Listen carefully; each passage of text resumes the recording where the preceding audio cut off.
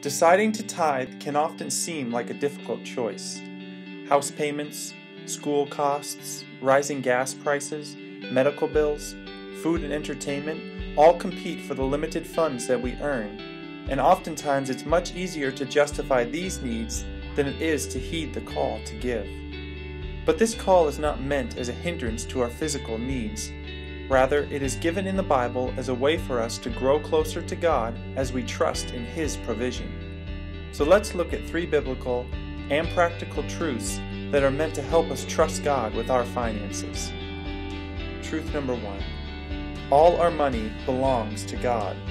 Psalm 24:1 tells us, "The earth is the Lord's and all it contains, the world and those who dwell in it." This truth begs the question of not how much of my money should I give, but how much of God's money should I keep for myself. Truth number 2. Giving away a portion of our income to the work and ministry of Christ helps us fight covetousness. Wanting things too much is incredibly dangerous for our souls.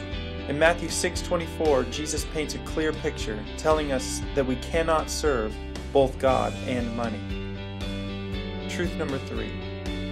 Tithing and giving beyond regular tithe will help strengthen our faith in God's promises. Philippians 4:19 tells us that God will meet all our needs according to the riches of His glory in Christ Jesus. The more we find and trust promises like this, the easier tithing becomes, because they replace our fear of not having what we need with a reliance on God. And just like these 3 truths, all the other biblical teachings about money are designed by God to help us trust and rely on Him and not on the things that we own. In Matthew 6:21, Jesus tells us, "Where our treasure is, there will our hearts be also."